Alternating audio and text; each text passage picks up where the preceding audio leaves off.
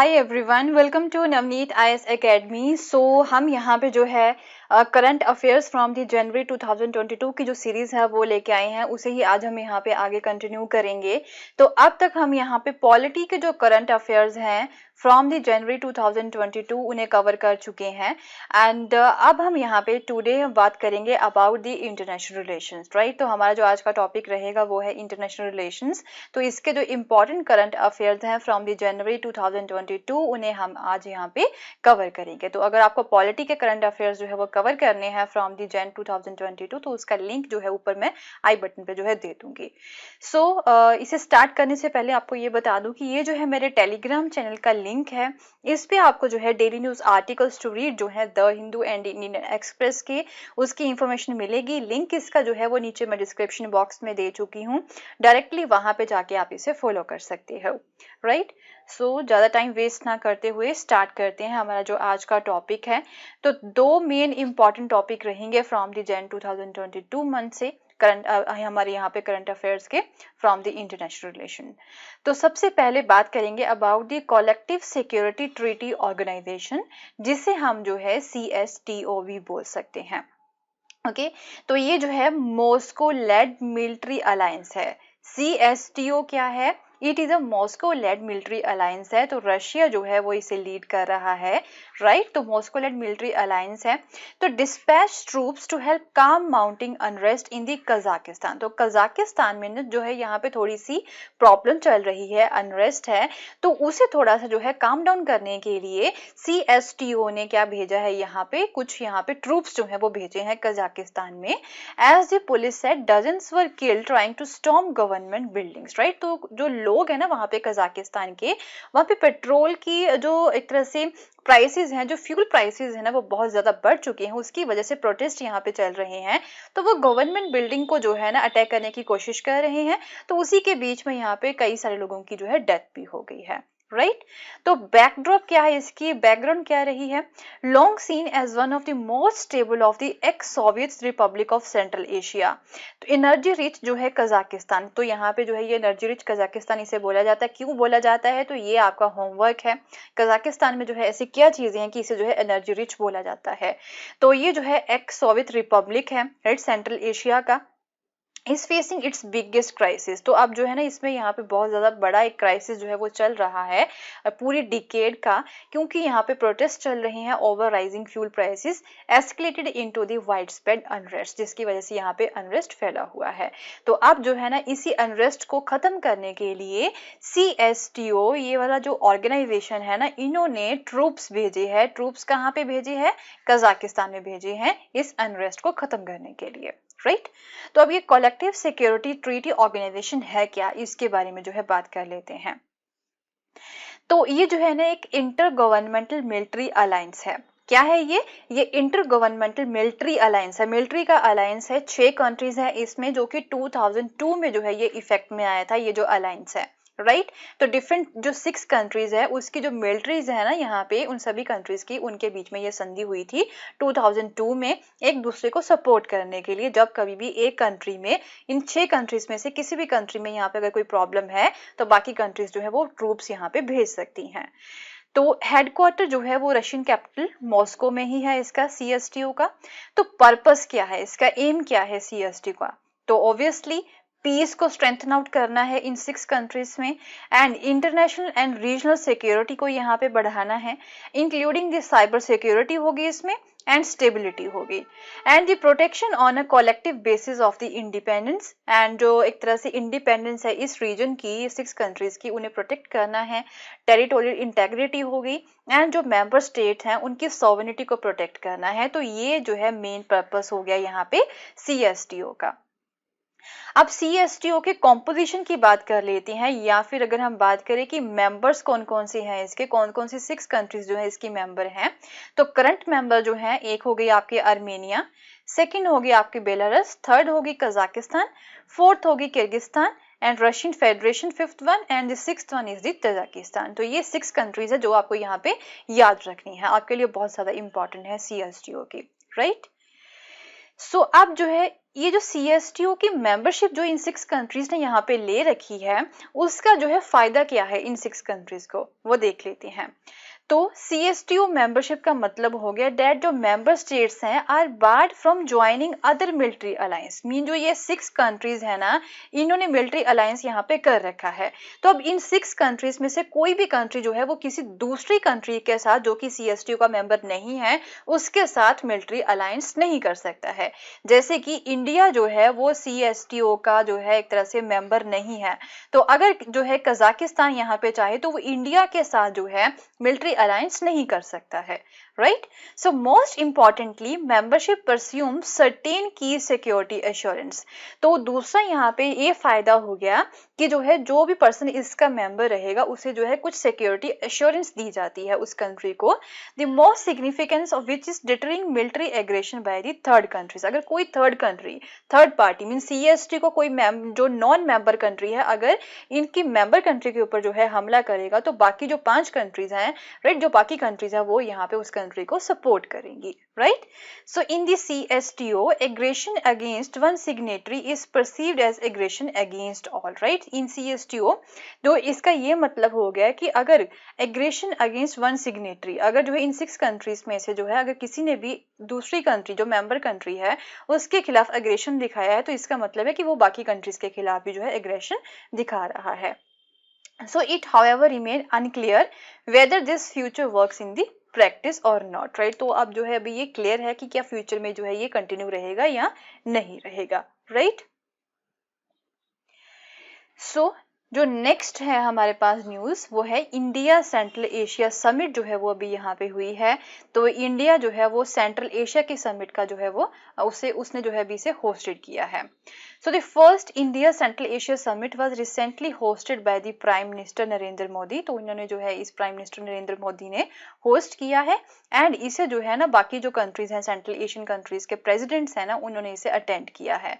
कौन कौन से हो गए? Kazakhstan, Kyrgyzstan, Tajikistan, Turkmenistan and उसके बाद में उज्बेकिस्तान हो गया, राइट। तो ये जो इंडिया सेंट्रल एशिया समिट है ना इसमें जो है डिप्लोमेटिक रिलेशंस जो है इन कंट्रीज के उसके 30 इयर्स को जो है मार्क किया गया है। सो इस मीट का जो है ना कंक्लूजन क्या निकला है, तो जिसे हम दिल्ली डिक्लेरेशन भी बोल सकते हैं।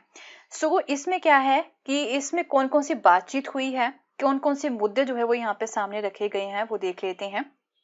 तो जो लैंड कनेक्टिविटी है ना between the India and central Asia की कुछ लैंड लॉक कंट्रीज हैं यहाँ पे, सेंट्रल एशिया के कुछ लैंड लॉक कंट्रीज है ना, राइट, उनके बीच में जो लैंड कनेक्टिविटी है ना, राइट, उसकी लैक के ऊपर जो इंडिया ने कंसर्न जो है वो यहाँ पे लेके आए हैं। So the leader announce plan to build a Central Asian centre in the New Delhi. दूसरा यहाँ पे ये बात हुई है कि न्यू दिल्ली में यहाँ पे एक सेंट्रल एशिया सेंटर भी जो है वो बनाया जाएगा। उसके अलावा जो है they also announce 2 joint working group on Afghanistan and the Chabahar port project. तो चाबार का जो पोर्ट प्रोजेक्ट है ना वो यहाँ पे चल रहा है एंड अफगानिस्तान को भी लेके जो है ना इन दोनों टॉपिक्स के ऊपर जो है 2 ज्वाइंट वर्किंग ग्रुप्स जो है इन कंट्रीज के वो बनाए जाएंगे एंड चाबार जो पोर्ट है ना यहाँ से जो है एक तरह से इन लैंडलॉक कंट्रीज की तरफ जो है ना इंडिया पहुंच सकता है। तो दैट इज वाई जो है चाबार पोर्ट जो है बहुत ज्यादा इंपॉर्टेंट है इंडिया के लिए। तो उसके बाद जो तापी गैस पाइपलाइन प्रोजेक्ट है ना that runs from the Turkmenistan गिल्शिक ऑयल फील्ड से लेके near Mary through the Afghanistan, right, Turkmenistan से होते हुए ये अफगानिस्तान की तरफ जाता है, फिर पाकिस्तान से निकलते हुए ये जो है इंडिया की तरफ आता है। ये जो तापी गैस पाइपलाइन है ये प्रोजेक्ट जो यहाँ पे चल रहा है तो इसकी इंपॉर्टेंस को भी यहाँ पे जो है हाईलाइट किया गया है। तो अब जो है ना आपके लिए क्या चीजें इंपॉर्टेंट बन जाती हैं, तापी गैस पाइपलाइन प्रोजेक्ट जो है वो आपके लिए इंपॉर्टेंट हो गया।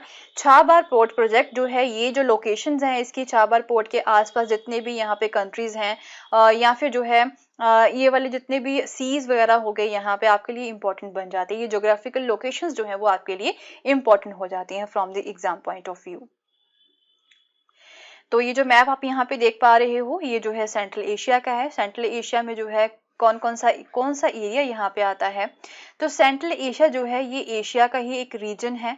तो ये कहाँ से कहाँ तक जो है फैला हुआ है, फ्रॉम द कैस्पियन सी, यहाँ से, right, Caspian Sea in the west to the China, right, China तक जो है ये फैला हुआ है and from Mongolia in the east, right, Mongolia से लेके and in the east, and from Afghanistan and Iran in the south, right, Afghanistan and Iran in the south to the Russia in the north। तो ये सारा area जो है ये कहाँ तक होता है, ये सेंट्रल एशिया कहलाता है, जो कि एशिया कॉन्टिनेंट का ही ये पार्ट है। Okay, so it includes the former Soviet republic of the Kazakhstan. तो इसमें ये वाली जो सोवियत रिपब्लिक्स यहाँ पे जो एक तरह से फ्री हुई थी, इंडिपेंडेंट स्टेट यहाँ पे ये बनी थी यूएसएसआर के कोलैप्स के बाद में 1991 में, या फिर पोस्ट कोल्ड वॉर भी हम बोल सकते हैं, तो वो वाली कंट्रीज भी जो है इसका पार्ट है, जैसे कि किर्गिस्तान, तजिकिस्तान हो गया, राइट, उज्बेकिस्तान हो गया, तुर्कमेनिस्तान हो गया। तो ये वाली कंट्रीज जो है ये भी इसका पार्ट है, राइट। तो ये सारा एरिया जो है ये सेंट्रल एशिया हो गया। ओके, तो ये आपके लिए क्या बन जाता है, ये आपके लिए जो ये लोकेशंस जो हैं ये काफी ज्यादा इंपॉर्टेंट हो जाती हैं। इन कंट्रीज के आसपास जो भी एरिया है यहाँ पे, राइट, कौन कौन सी लैंडलॉक कंट्रीज है यहाँ पे सेंट्रल एशिया में, ये आपके लिए इंपॉर्टेंट हो जाती हैं। ओके, तो ऑल्टरनेटिव राउट्स जो है ना वो यहाँ पे लैंड लॉक कंट्रीज की तरफ जाने के लिए, जो लैंड लॉक्ड कंट्रीज है ना, यहाँ पे लैंड लॉक्ड कंट्रीज कौन सी होती है ये आपको पता ही होंगी, मीन जो कि एक तरह से चारों तरफ से जो है लैंड से ही घिरी हुई है, मीन उसके इर्द गिर्द बिल्कुल भी यहाँ पे कोई भी सी नहीं है। तो ये अब आपका काम है कि सेंट्रल एशिया में लैंडलॉक कंट्रीज कौन कौन सी है ये आपने देखना है खुद मैप से, राइट। तो उन लैंडलॉक कंट्रीज की तरफ जो है पहुंचने के लिए जो है एक ऑल्टरनेटिव राउट जो है वो भी यहाँ पे चाहिए होता है। तो उसके बारे में भी जो है इंडिया काफी ज्यादा कंसर्न्ड है, एंड कई सारे ऐसे प्रोजेक्ट भी यहाँ पे चल रहे हैं उन कंट्रीज तक पहुंचने के लिए। So India can reach these landlocked countries over sea, right. तो सी के थ्रू ही जो है वो इन कंट्रीज की तरफ पहुंच सकता है, provided by the Iranian ports, right. तो ईरानियन पोर्ट्स का यूज करके इंडिया जो है वो इन लैंडलॉक कंट्रीज की तरफ जो है पहुंच सकता है।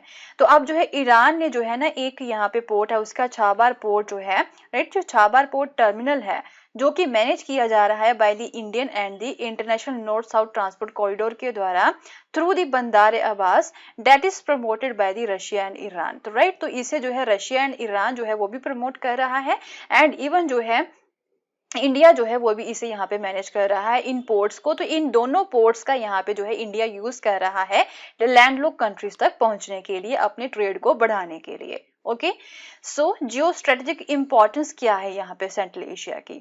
तो अगर हम बात करें जो सेंट्रल एशिया जो है ये स्ट्रेटेजिकली बहुत ज्यादा इंपॉर्टेंट है। ये जो है ऐसी लोकेशन पे जो है लोकेटेड है जो कि एक असेस पॉइंट जो है बनाता है between the Europe and the Asia, right. Mean Europe and Asia के बीच में ये जो सेंट्रल एशियन कंट्रीज है ना वो क्या बनती है, वो एक असेस पॉइंट बनती हैं, and offers extensive potential for the trade, investment and the growth. तो ये जो कंट्रीज है ना यहाँ पे बहुत ज्यादा पोटेंशियल है for the trade, investment and growth के लिए। तो इंडिया जो है वो इन्हीं कंट्रीज का, इन्हीं पोर्ट्स का यहाँ पे यूज करता है इवन दूसरी कंट्रीज के साथ जो है व्यापार करने के लिए। So Central Asia is not a part of India's immediate neighborhood, although जो सेंट्रल एशिया है वो इंडिया का इमीडिएट नेबरहुड नहीं है, and therefore it does not share borders with India. तो इन कंट्रीज का जो है इंडिया के साथ कोई भी बॉर्डर शेयर नहीं होता है। So the issue of connectivity between the two reasons become a Paramount importance. तो इसी की वजह से यहाँ पे जिन कंट्रीज का जो बॉर्डर है वो इंडिया के साथ नहीं लगता है, सेंट्रल एशियन कंट्रीज का, तो उनके साथ कनेक्टिविटी किस तरह से बनानी है, तो ये वाला इशू जो है वो इंडिया के लिए सबसे ज्यादा इंपॉर्टेंट हो जाता है, राइट। सो जियो इकोनॉमिक इंपॉर्टेंस क्या है सेंट्रल एशिया की। तो एक तरह से यहाँ पे बहुत ज्यादा नेचुरल रिसोर्सेज अवेलेबल हैं, जैसे कि क्रूड ऑयल हो गया, नेचुरल गैस हो गया, gold, copper, aluminium and oil, right, iron हो गया। तो ये जो है सारी चीजें यहाँ पे आपको सेंट्रल एशिया में मिल जाएगी। तो ये इसकी इकोनॉमिक इंपॉर्टेंस है। तो ये जो मैप आप यहाँ पे देख पा रहे हो, इंडिया जो है वो इन लैंडलॉक कंट्रीज तक पहुंचने के लिए कौन कौन से जो है एक तरह से पोर्ट्स का यूज करता है। एक तो हो गया आपका यहाँ पे बंदर अब्बास, राइट, जो कि स्ट्रेट ऑफ हॉर्मोज के पास है, स्ट्रेट ऑफ हॉर्मोज के ऊपर ये बना हुआ है। उसके बाद यहाँ पे जो है गल्फ ऑफ ओमान के पास जो है आपका चाबार पोर्ट हो गया। तो इन्हीं पोर्ट्स का जो है वो सी राउट के थ्रू, इंडिया जो है सी राउट के थ्रू जो है इन पोर्ट्स का यहाँ पे यूज करता है दूसरी कंट्रीज की तरफ पहुंचने के लिए। Okay, so we have completed the important current affairs of the international relation from January 2022, and next video में अब हम यहाँ पे economy के जो important current affairs हैं from the Jan 2022 उन्हें यहाँ पे cover करेंगे, right। so मिलते हैं अपनी next video में, and अगर आपको मेरा कोर्स पसंद आया तो इसे शेयर करना ना भूलें, and don't forget to subscribe my channel also. Thank you so much, have a nice day, bye bye.